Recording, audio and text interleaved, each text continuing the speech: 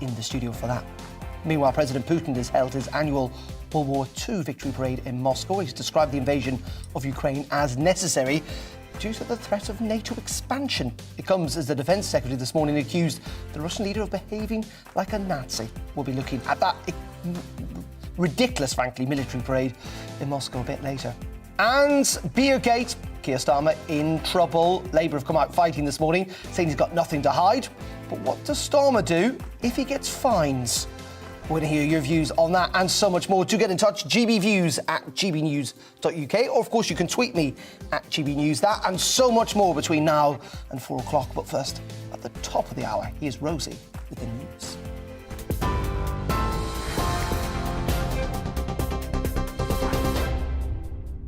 Good afternoon, it's just 1 minute past 3. I'm Rosie, here to keep you up to date on GB News. Russia's president claims he's fighting for the motherland as he defended the invasion of Ukraine. Vladimir Putin made the comments in Moscow's Red Square amid its annual military parade to celebrate victory in the Second World War. Speaking this morning, the UK's Defence Secretary Ben Wallace says the Kremlin's trying to intimidate other countries during its celebrations. Putin, his inner circle and his generals are now mirroring fascism and tyranny of 77 years ago, repeating the errors of the last century's totalitarian regimes. They are showing the same disregard for human lives, national sovereignty and the rules-based international system. Meanwhile, Ukraine's President Volodymyr Zelensky says Ukraine will do everything to end the war. On the day of victory over Nazism, we are fighting for a new victory. The road to it is difficult, but we have no doubt that we will win. There are no shackles that can bind our free spirit. There is no occupier who can take root in our free land. There is no invader who can rule over our free people. Sooner or later, we win. In the last half hour, Sinn Féin's Deputy Leader Michelle O'Neill has held a press conference following a meeting with Brandon Lewis. The Northern Ireland Secretary's been holding talks with the 5 party leaders in Stormont today following the Assembly elections last week, where Sinn Féin won a historic 27 seats. Ms O'Neill was described by her party as the first nationalist and Republican First Minister of Northern Ireland. The message is one of hope. It's also one of optimism for the future, where political leaders work together and they make politics work. That's my commitment as a political leader and as an incoming First Minister. So there can be no excuses, there can be no attempt by the DUP or by anyone else to punish the public and leave workers and families high and dry now or in the time ahead. As a First Minister for all, I intend to work with those from different political perspectives through partnership and not division. Labour's Shadow Health Secretary says Sir Keir Starmer is not ducking scrutiny by pulling out of an event today. Wes Streeting defended the Labour leader against what he described as Tory mudslinging. Durham police are investigating an event that Sir Keir Starmer was at, and there are allegations that he broke COVID rules in April of last year. Labour have denied that any rules were broken and have not said why he pulled out of the speech today. Well, the Universities Minister, Michelle Donlan, told GB News she thinks Sir Keir Starmer's actions are hypocritical. What's coming up in my own constituency is a sense of disappointment with the sheer hypocrisy that has happened and come about in terms of Keir Starmer's approach, having known deep down that there was more to this curry evening than initially we thought. You know, it does smack of sheer hypocrisy, and I can understand why my constituents are very concerned about that. Polling expert John Curtis told us there's mounting pressure on not only Labour, but the Prime Minister over lockdown rules. I mean, should it emerge that Sir Keir, in the judgment of the police, did break the rules, and as a result he resigns, the pressure on the Prime Minister to resign, particularly if he were to receive another fine, would of course be very substantial. So in a sense, yes, this for the time being put the pressure on the Labour Party and probably has caused Sir Keir not to make a speech today. But actually this could still rebound on the government if actually the judgment of the police were to be adverse for Sir Keir. Sri Lanka is under a nationwide curfew after members of the ruling party attacked anti-government protesters in Colombo. The Prime Minister's offered his resignation in the wake of the demonstrations. Soaring prices and power cuts have led to the protests amid the country's worst financial crisis since 1948. At least 20 people were injured in violence outside the Prime Minister and President's offices. The boss of Scottish Power says more needs to be done to lower energy bills ahead of winter, as prices are predicted to go up again. Keith Anderson's urged the government to take action, adding that bills are due to rise by almost £1,000 for millions of households by next winter. Downing Street's confirmed the Queen's due to deliver her address at the state opening of Parliament tomorrow. The palace will, however, confirm her attendance in the morning. It's after it was announced that other senior royals would take over Her Majesty's duties in hosting gardening parties at Buckingham Palace.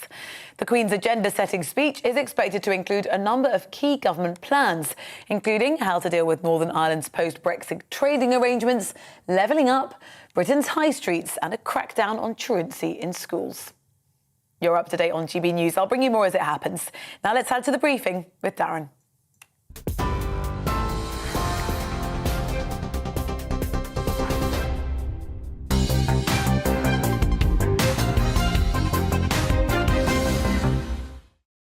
Very good afternoon. Welcome to the programme. It is coming up to 7 minutes past 3 o'clock on this Monday afternoon. Thank you very much indeed for your company. We're on TV, online, and of course on your DAB digital radio. We're going to be talking about Northern Ireland in just a second. Just to bring you up to date with a developing story this hour, and that is in around an hour's time at 4 o'clock. We're expecting the Labour leader, Sir Keir Starmer, to make a statement on Beergate.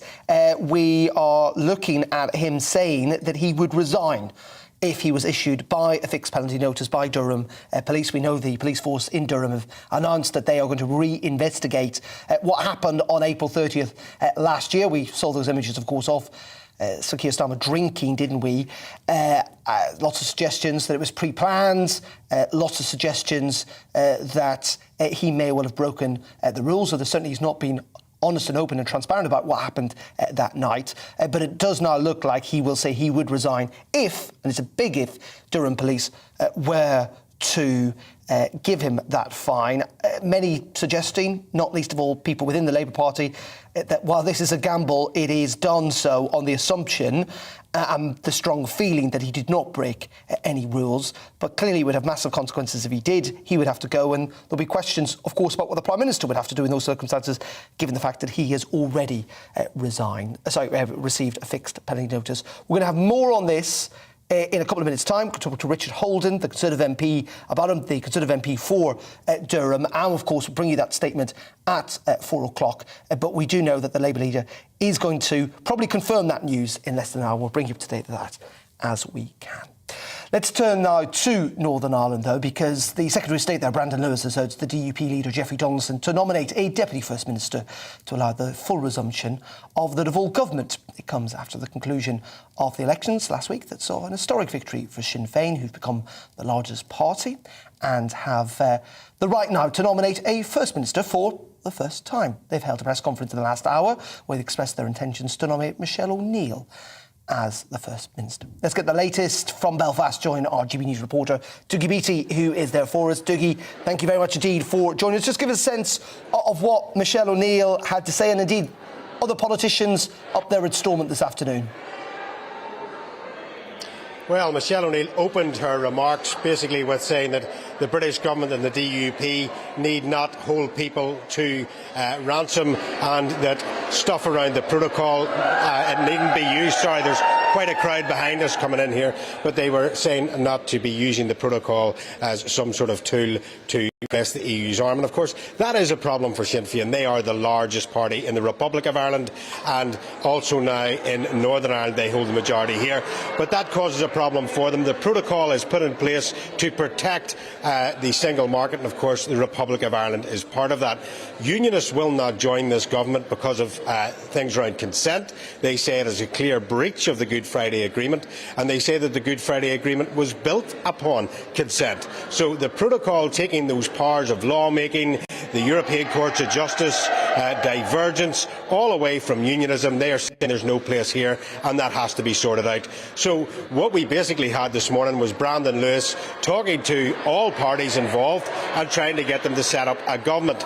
Now, what is happening in the meantime is this zombie government, if you like, is still going on. But of course, Nicola Mallon, the infrastructure minister from the SDLP, didn't make it back during those elections. She lost her seat. So we are now without an infrastructure minister. So the Northern Ireland office is going through some sort of process with the parties to try and appoint a new infrastructure minister.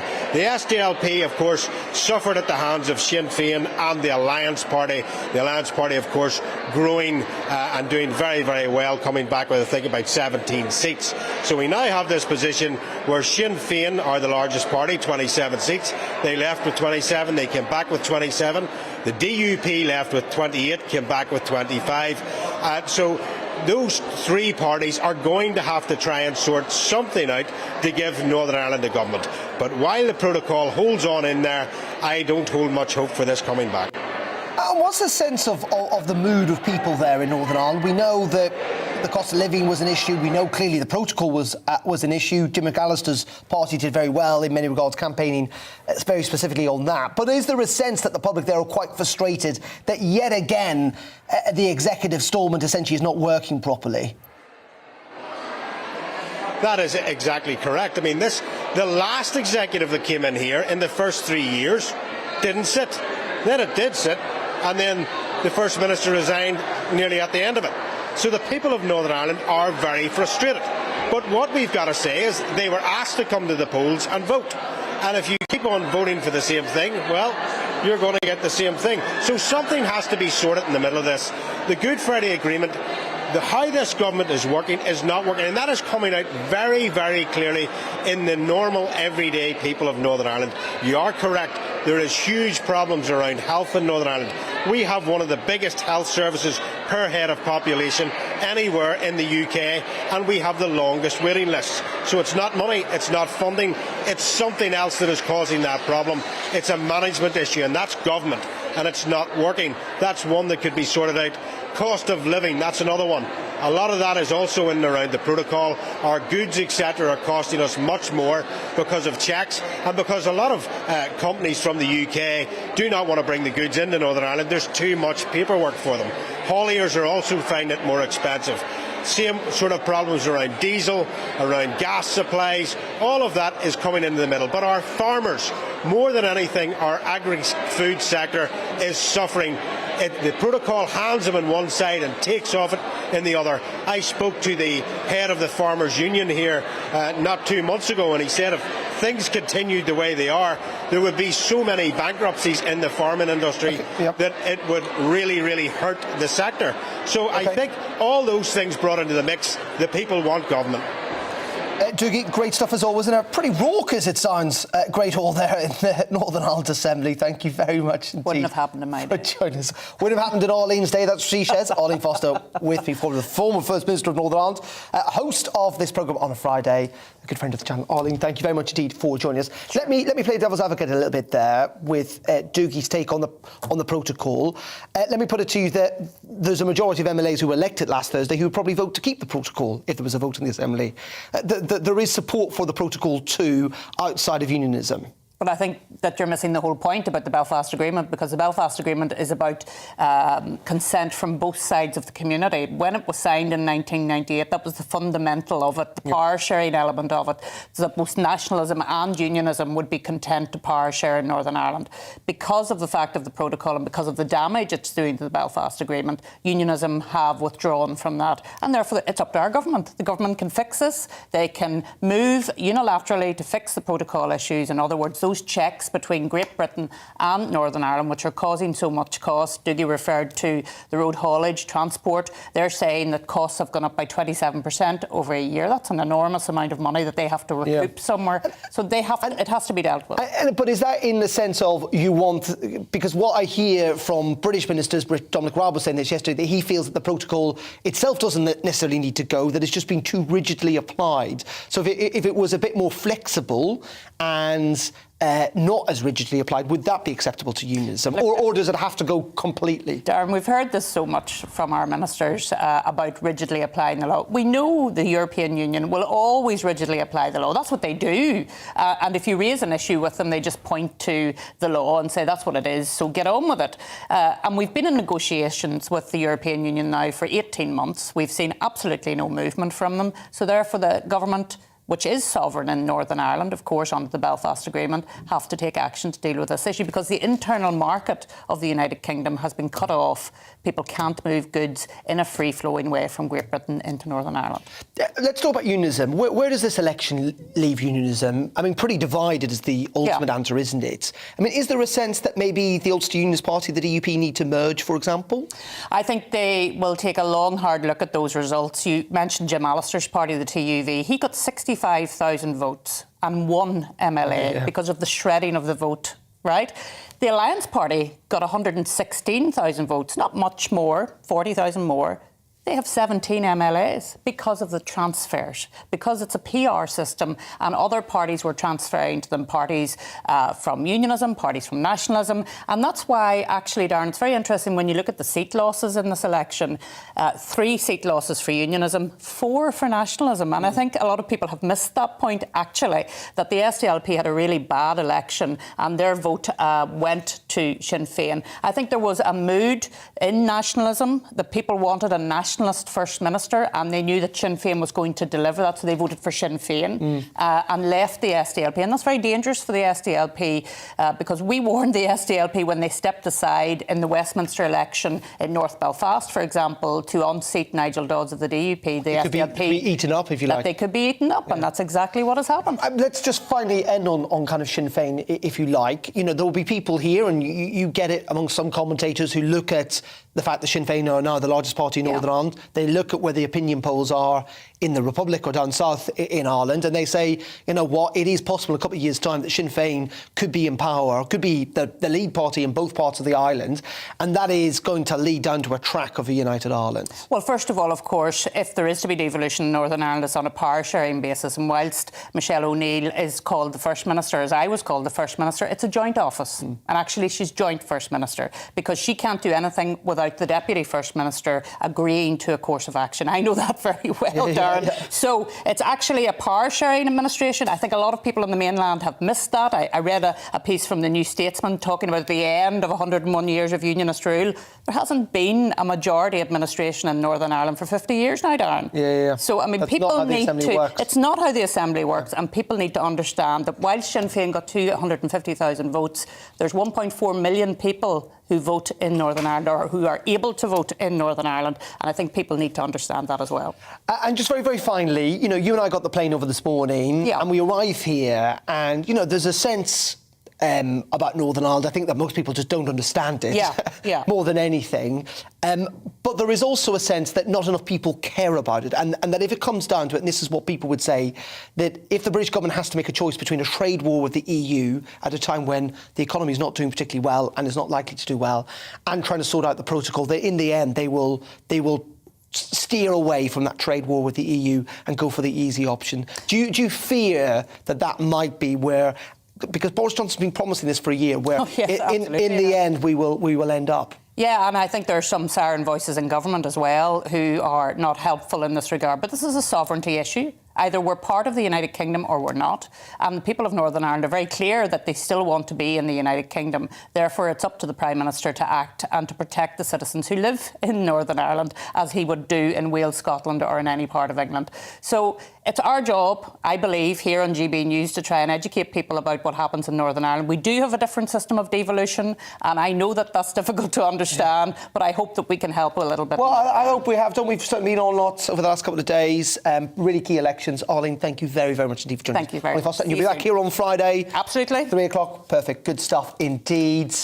And do get in touch, by the way, particularly if you are from Northern Ireland or indeed anywhere else in the UK, gbviews at gbnews.uk, or indeed tweet me at gbnews. And just to bring you up to date as well with that developing story, in the next hour, we think around 4 o'clock, we're going to get an official statement from Sir Keir Starmer, who is likely to announce that he will resign if Durham police issue him with a fine for breaking lockdown rules. We keep saying the word if because they are reinvestigating. There's no sense that's going to necessarily happen. In fact, Labour are suggesting by the very fact that he's willing to do this is a sign they don't think it is, but it is quite a significant gamble, it must be said, for the leader of the opposition. Keir Starmer saying he is likely or he will resign if Durham police issue him with a fine. We're collecting confirmation of that statement in just over 30 minutes' time. We'll bring you that, of course, on GB News. We're going to take a quick break, though. Coming up in just a couple of minutes, we're going to be looking at Scotland and the electoral fallout there, particularly for the Conservative Party. And also, we'll be looking at that parade, that frankly ridiculous parade in Moscow today, and what it means for the war in Ukraine. That and so much more in just a couple of minutes. But first, let's bring you up to date with the weather. It's pretty warm in most places today. Hi there, I'm Aidan McGivern from the Met Office. Increasingly cloudy skies are arriving from the northwest as a band of rain pushes south through the rest of the day. But still, some warmth and some brightness ahead of the rain as high pressure clings on in the southeast. That high pressure, though, is losing its grip across the UK. Low pressure towards the northwest is pushing a series of weather fronts in, and it's been a wet day so far across Scotland and Northern Ireland. That rain then pushing into Northern England, parts of Wales, the Midlands overnight. Staying mostly clear of the southeast, just some dribs and drabs of rain here, but increasingly cloudy in the south, and as a result, England and Wales staying mild overnight, 12 to 14 Celsius. Scotland and Northern Ireland sees the rain clear and temperatures dip into the mid to high single figures, but blustery showers replace the rain for northern and western Scotland as well as Northern Ireland. And elsewhere, it's a damp start to the day for much of England and Wales, but the rain and the cloud quickly clears the southeast. By lunchtime, most places see the sunny spells arriving behind the rain, and a fine day to come eventually for southern and southeastern areas, 20 Celsius there in London. But for Scotland, Northern Ireland, Northern England, scattered showers as well as the sunny spells, so a cooler day here, 13 to 16 Celsius, and some longer spells of rain into the north and west of Scotland, perhaps Northern Ireland and Northern England into the start of Wednesday. But further south, cloudier skies once again arrive overnight, and 12 Celsius will be the low as we begin the day on Wednesday here. Mid to high single figures once again further north. Further showers to come on Wednesday for Scotland, for Northern Ireland and Northern England. Sunny spells in between. But in the south, a lot of cloud cover and some outbreaks of rain pushing into southwestern and southern parts. That clears away for Thursday and Friday, turning drier in the south, showers in the north.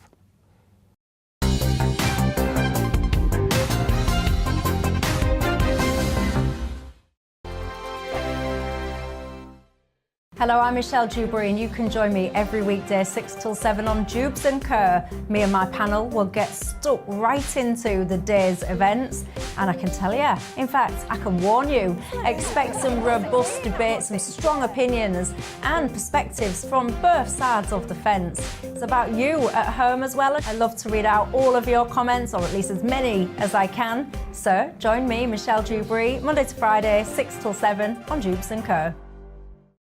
On radio, they call it the drive time slot, 4 p.m. until 6 p.m. as listeners head home. It's that part of the schedule when the dust of the day's events begin to clarify, and we try to make sense of it for you. Brazier is drive time for radio and TV. It's fast, it's punchy, it's opinionated, there's a Brazier angle and a little bit of levity. That's the question. That's two questions, actually. That's Brazier, Monday to Thursday, 4 till 6 on GB News.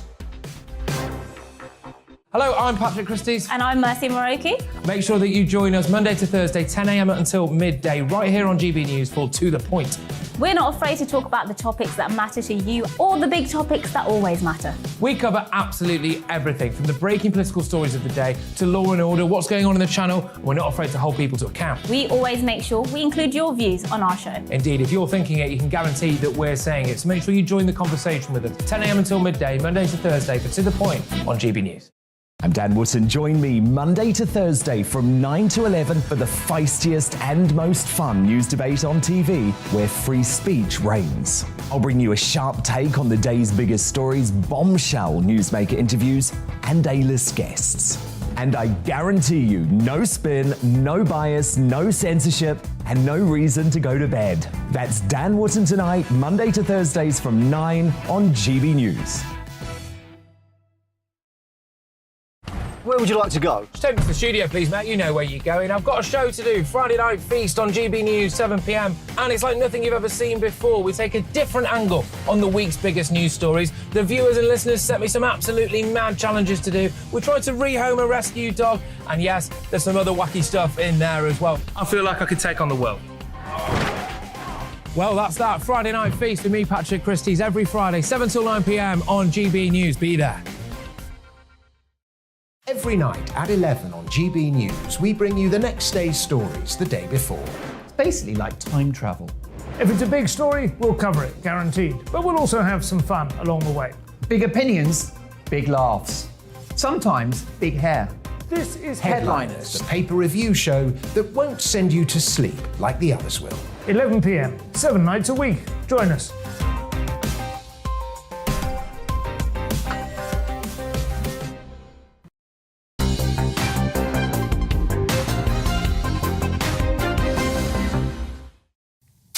Very welcome back. It is 26 minutes past 3 o'clock. Just to bring you up to date with lots of people getting in touch. GB Views at gbnews.uk, not least of all about this developing story that Keir Starmer is likely to confirm by 4 p.m. that he would resign if fined by Durham police. Richard says, if Keir Starmer confirms he will resign, I believe it is a ploy to put pressure on the police not to do so. Other people pointing that out as well, feeling that this puts the police under undue pressure. Meanwhile, on Northern Ireland, Alex says Sinn Féin are the party breaking the protocol they want it to remain.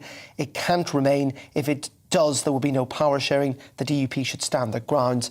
And Alan says, I think the TUV and the UUP should merge. I believe this party could oust the religiously motivated DUP. Also get in touch, GB Views at gbnews.uk.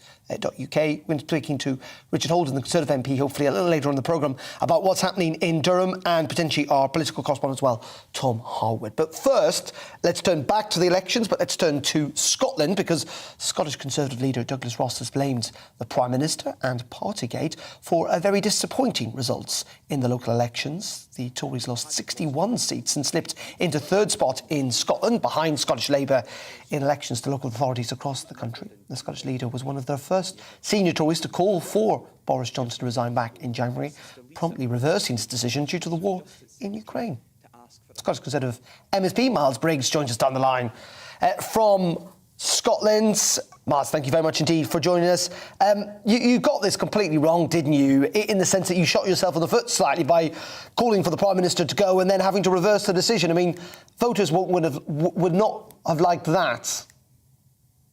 Well, Douglas has outlined his thinking on that, but I think the key issue which we saw during the last 2 months is the fact that Partygate has dominated the whole press coverage for that period, and we couldn't cut through on many of the messages we wanted to during what was a local government election. But sadly, a lot of Conservative supporters decided to send a message by staying at home, not necessarily voting for other people, and that has ultimately cost us seats. And in many cases, it's been the Liberal Democrats who have benefited from that, not the Labour Party.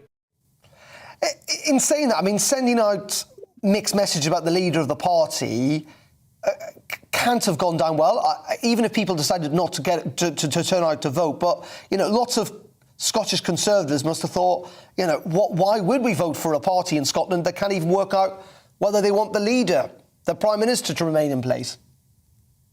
Well, like I said, that was Douglas's choice, and I think where Douglas has been very clear has been around the situation we now find ourselves in with the Ukraine, and he believes that's why he decided to withdraw his letter to the 1922 committee. But I think it was a wider issue than that. It was the fact that at a council election, there wasn't much of a discussion around what a council should be able to deliver, the fact that councils have faced huge cuts, and across Scotland, actually, the centralisation of power we've seen by the SNP here in the Scottish Parliament, where councils used to have those powers. You know, none of those debates took place during this council election. I think that's disappointing, and I think that was the key aspect of this, that we weren't able to really get beyond that Partygate message.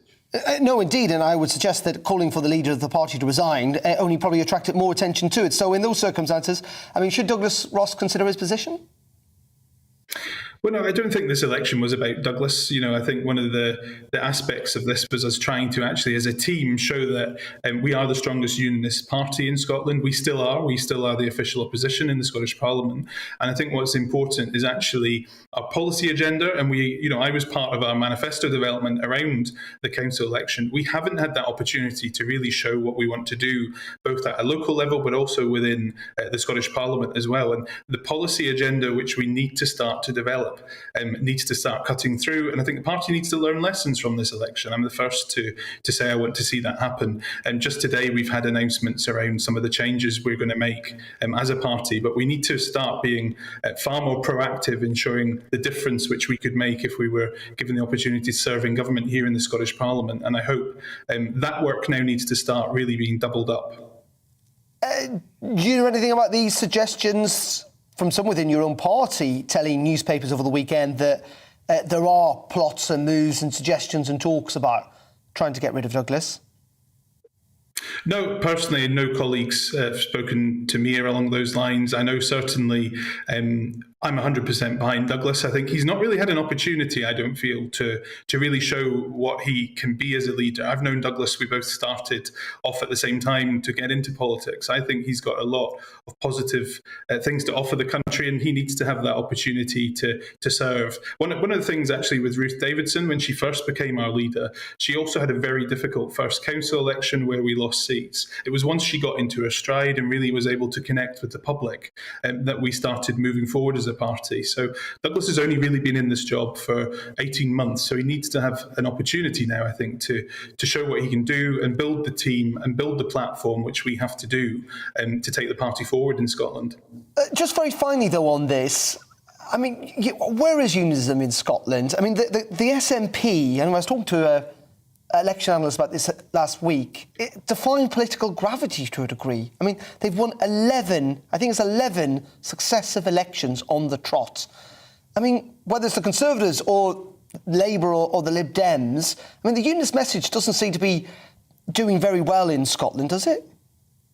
Well, I think the honest answer to that question is we're probably where we were in 2014. So if you look at those who voted for independence, it was 45%. When you look at the council elections, those who voted for parties who support independence, like the SNP and Greens, it was 45%. So we're about where we were in terms of there's not really been any movement. There's still the majority of people in Scotland want to stay part of our United Kingdom.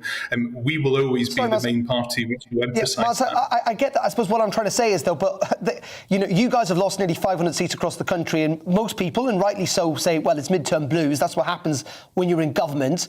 But the SNP have been in government since 2007 and are still winning elections. It's not about the national question. It's that they're just very good at winning elections. Well, that's again where 45% of the population are going to vote for one party. You will manage to do that. I think expectations were far higher at this council election. The SNP suggested in pollings they'd be getting over 40%. And I think there was a bit of disappointment in terms of only taking one council, in terms of Dundee, control of one council on that sort of level of results. So I think there's a number of areas we can take comfort. We've continued to make progress in rural Scotland. We've picked up more seats in places like Argyll and Bute, Aberdeenshire, all the seats which we actually have our MPs within, we've continued to make progress. So we now need to look towards the general election, winning more MPs in Scotland, and then the Scottish Parliament election to be that real alternative choice. And that's what we as a team here need to focus our energies on, not infighting. OK, Miles, I appreciate your time this afternoon. Thank you very much indeed for joining us. Miles Brigg, Conservative MSP, joining us. You're watching GB News. It's just after 3:30, talking about Putin, talking about Beergate. But first, before that, here's the news just after 3:30.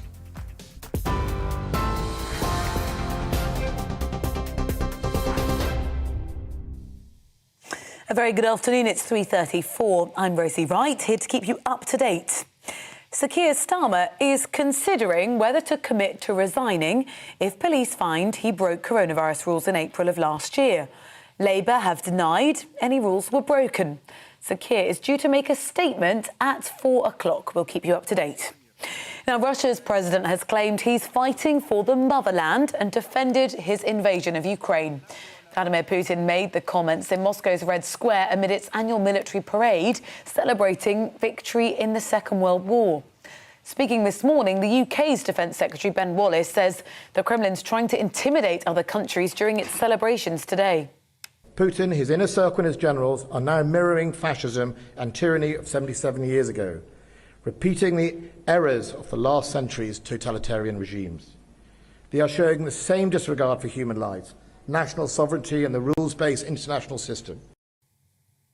The Ministry of Defence has announced that more than £2 billion worth of defence contracts have been awarded to start the third phase now of its submarine nuclear deterrent programme. It's called Dreadnought.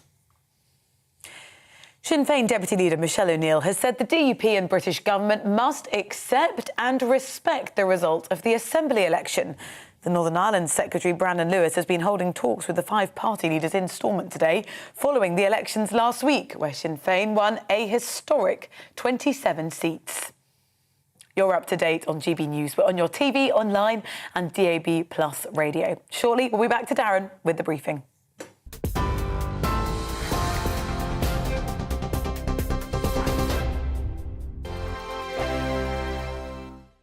Hello, I'm Michelle Dewberry and you can join me every weekday 6 till 7 on Jubes and Kerr. Me and my panel will get stuck right into the day's events, and I can tell you, in fact, I can warn you, expect some robust debate, some strong opinions and perspectives from both sides of the fence. It's about you at home as well. I love to read out all of your comments, or at least as many as I can. So join me, Michelle Dewberry, Monday to Friday, 6 till 7 on Jubes and Kerr.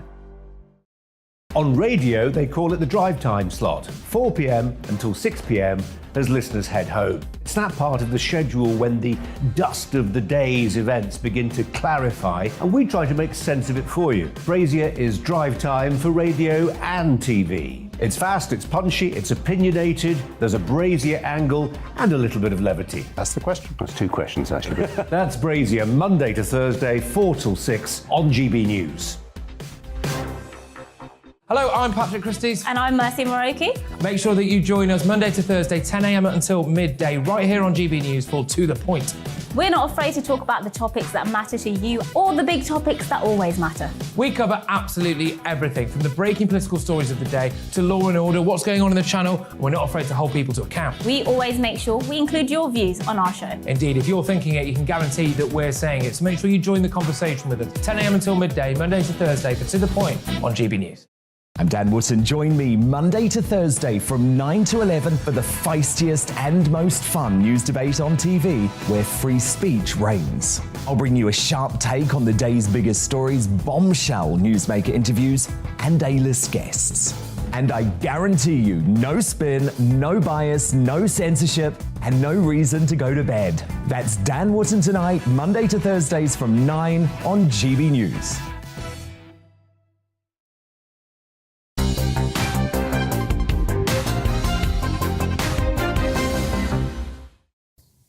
Very welcome back. 22 minutes to 4 o'clock on this Monday afternoon. We're on TV, online and on your DAB digital radio. Thank you very much indeed for joining us. Now, so Keir Starmer, as we've been hearing there in the news bulletin, is considering announcing he will resign. We're expecting that statement at 4 o'clock over so-called Beergate if he is fined by Durham police. The Labour leader is under pressure to explain whether he would leave his job if issued with that PICS penalty fine over curry and beer. There's the video with Labour staff on the campaign trail in April of last year while lockdown measures were in force. Sir Keir has previously called on the Prime Minister, of course, and the Chancellor to resign when they were fined for breaking COVID rules in June 2020. We'll bring you that announcement, the confirmation, at 4 o'clock. But before that, let's go to Westminster. Conservative MP for Durham North West, Richard Holden, joined us down the line. Richard, very good afternoon to you. Thank you very much indeed for joining us here on GB News. Do you think this is an honourable thing in many ways for Keir Starmer to do, that if he is fined, he would then resign? Well, look, I think Keir Starmer has made very clear in his own views all the way through this and what he thinks other people should do in the same circumstances. And I'm sure that he will stick to what he's called on others to do. So you think that I mean, well, he is suggesting he's going to do that. I mean, two questions that flow from that. First of all, people suggesting in the last hour that it puts undue pressure on Durham Police. I mean, it's one thing to fine a politician. It's another thing, effectively, to call time on the Leader of Her Majesty's Opposition job, which, in effect, that's what the decision would lead to. Well, I don't think that's the case. I think Keir Starmer, if he wants to make any announcement in any way, that's totally a matter for him. The police need to investigate without fear and favour, just like I've been arguing ever since this started, that it cannot be one rule for one and one rule for everybody else in terms of that. I just want the investigations to be very clear on that and to go forwards properly. Keir Starmer's, he's called for all sorts of things to happen in various different ways. That's a matter for him. But if there's criminal wrongdoing and people get fined, then they should pay their fines. That's what I'm calling for. I just want him to be held to the same standards as everybody else. If he holds himself to different standards as well on top of that, that's absolutely fine. But he certainly shouldn't be held legally to lower standards than other people, and that's what I've been campaigning to get changed. So you would be happy, essentially, if he was fined, from what I'm deducing from your answer, you'd be happy if he was fined and he just paid the fine. That would be enough. I mean, your expectation is that he shouldn't go. The Prime Minister has apologised, the Chancellor has apologised for breaking lockdown rules, and things have moved on after they've been fined. But Keir Starmer has put himself in a slightly different position because he's made such a moral crusade of this issue, calling on constantly for people to resign. Spent the last 4 months talking about this as the major issue he's been focusing on, the Labour Party have been focusing on in Parliament. So he's made, he's set a different bar for himself, I think, and that's what his decisions and his future beyond apologising and paying that fine are a matter for him and the Labour Party. I mean, clearly, if he was to resign, people would be looking at the Prime Minister and asking whether he should do the same. And I say this because it's a bit like getting a speeding fine, isn't it, Richard? That if you get one, you get 3 penalty points.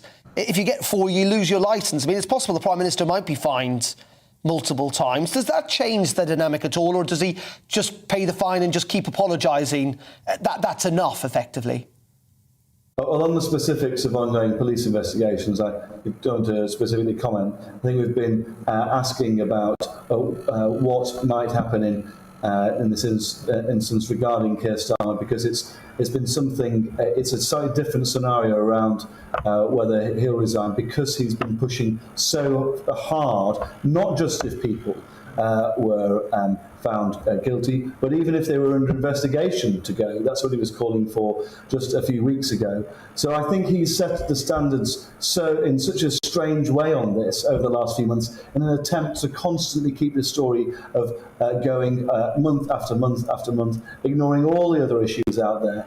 I think he's set a different standard in this way for pushing it, and a different standard for himself as well. I've been speaking to journalists in the last few days who just can't quite believe as a former director of public prosecutions, the standards which he's seeming to be holding others to, basically guilty before any guilt is proved. And I think that puts a huge amount of pressure on him.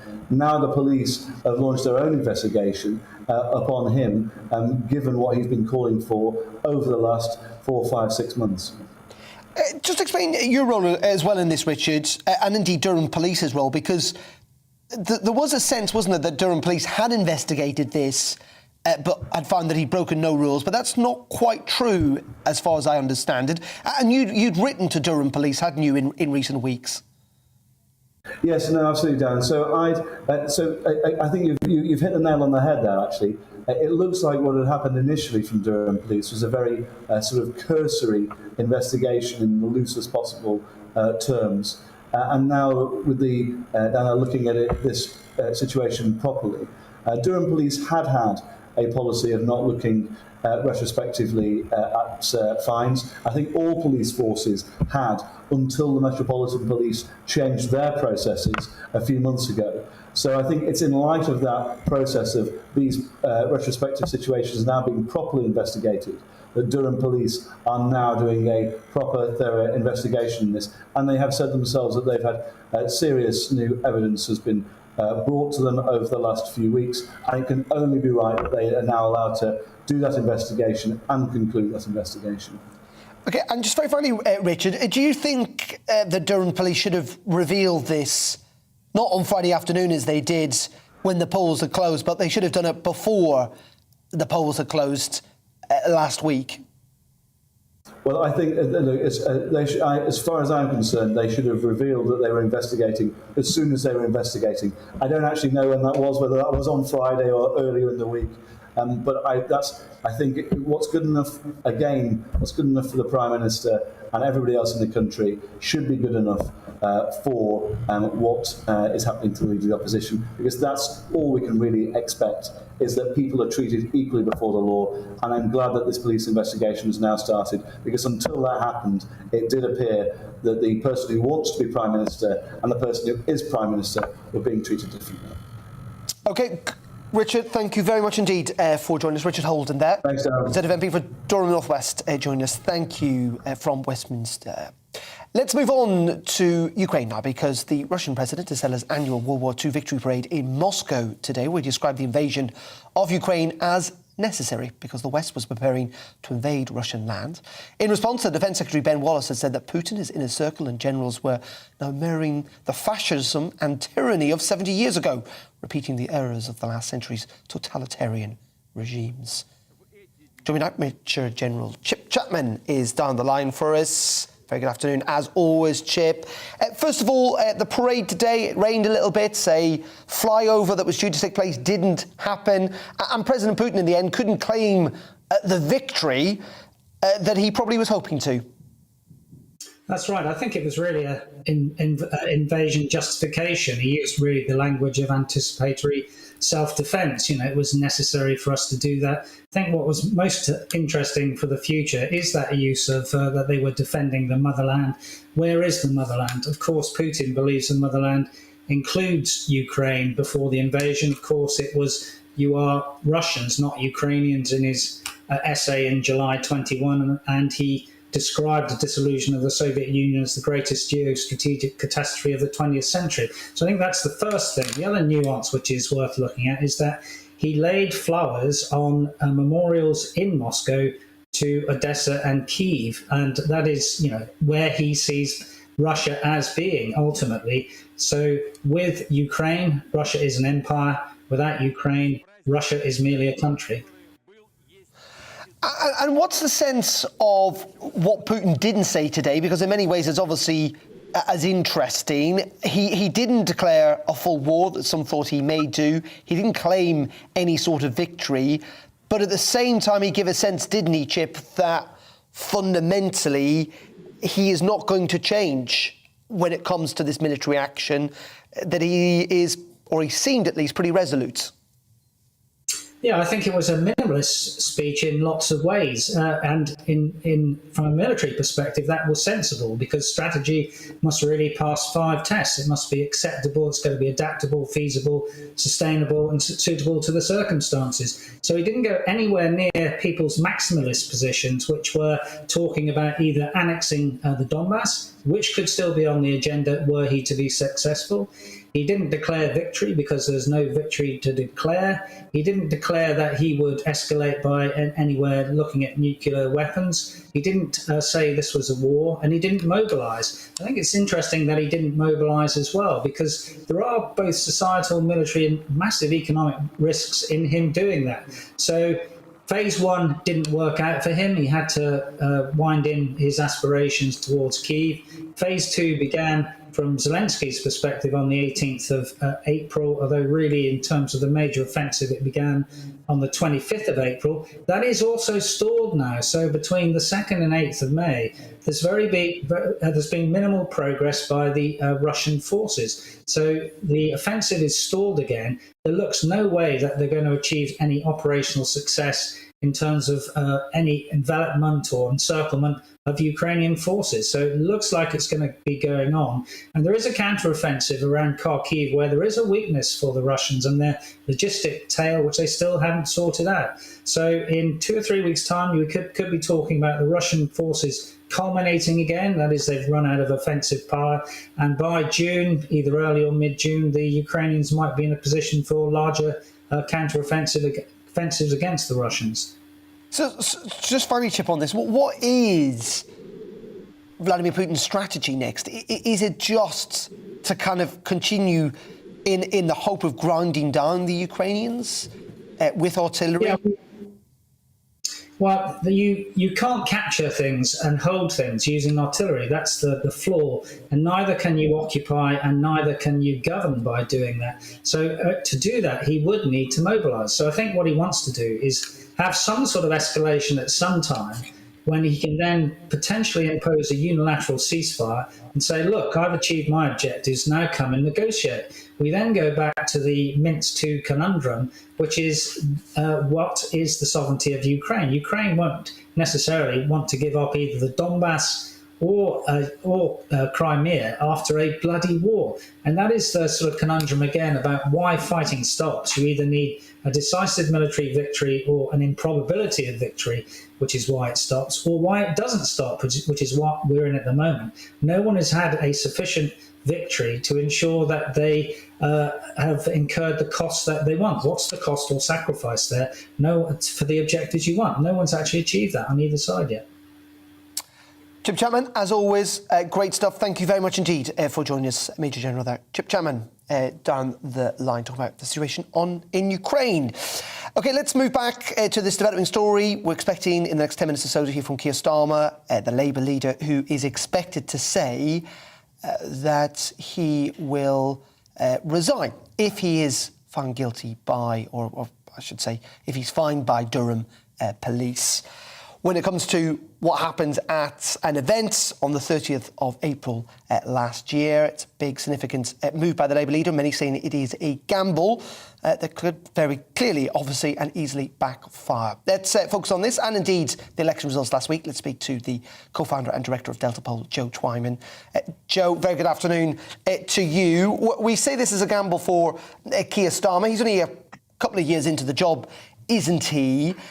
But frankly, I think there was a poll out today suggesting that increasingly the British public do not believe that he's been very honest about what happened on that night at the very least.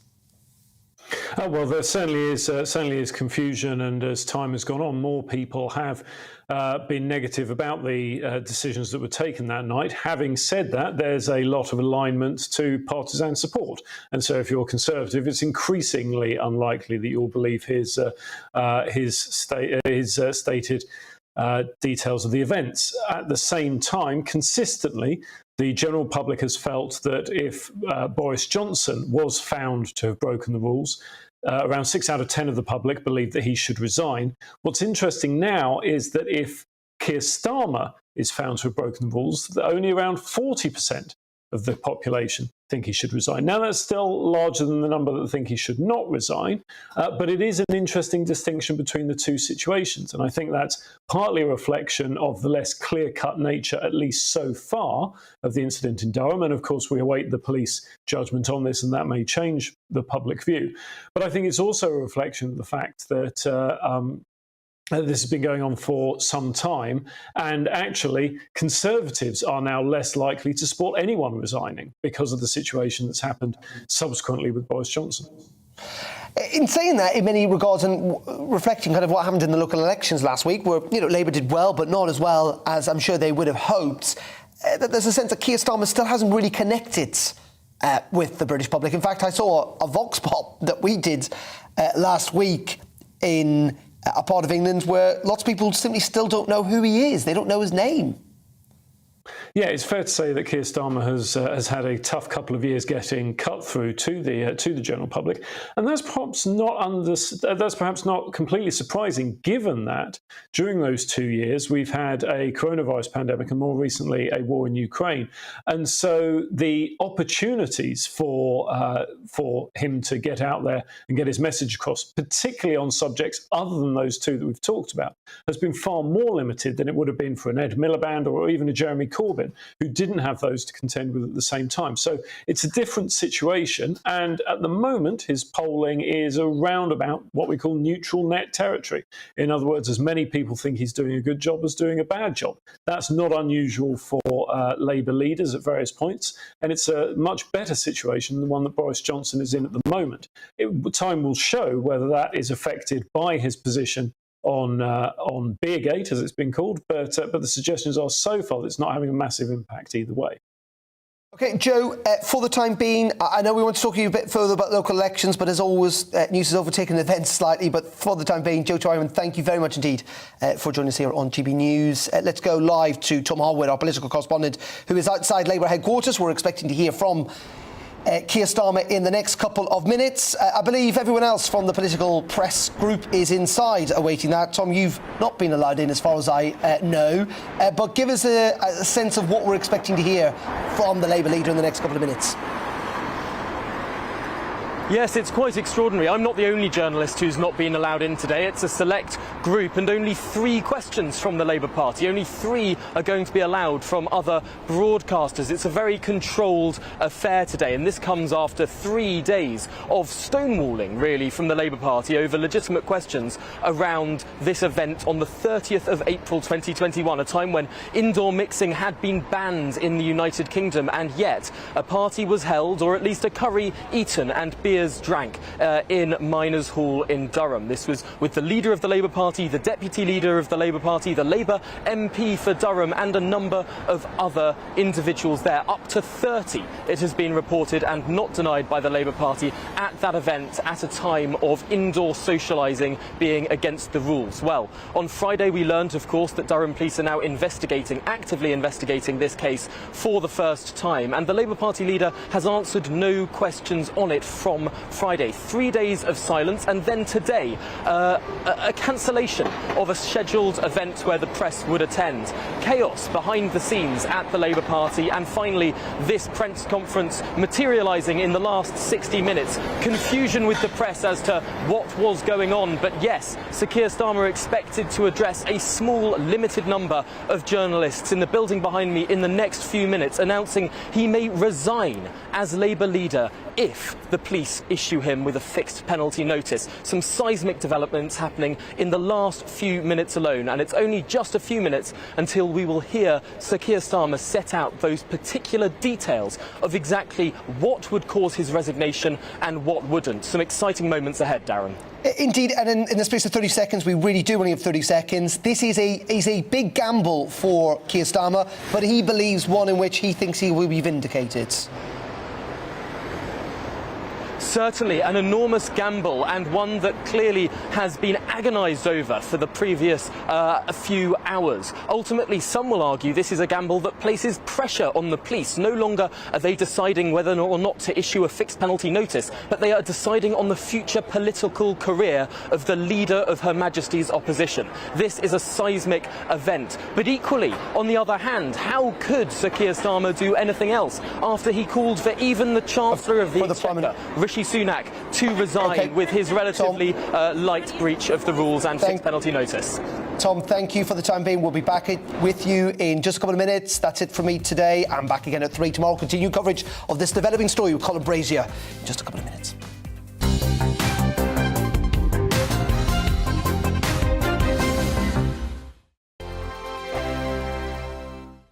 Hello, I'm Michelle Dewberry, and you can join me every weekday 6 till 7 on Jubes and Kerr. Me and my panel will get stuck right into the day's events, and I can tell you, in fact, I can warn you, expect some robust debate, some strong opinions and perspectives from both sides of the fence. It's about you at home as well. I love to read out all of your comments, or at least as many as I can. So join me, Michelle Dewberry, Monday to Friday, 6 till 7 on Jubes and Kerr. On radio, they call it the drive time slot, 4 p.m. until 6 p.m. as listeners head home. It's that part of the schedule when the dust of the day's events begin to clarify, and we try to make sense of it for you. Brazier is drive time for radio and TV. It's fast, it's punchy, it's opinionated, there's a brazier angle and a little bit of levity.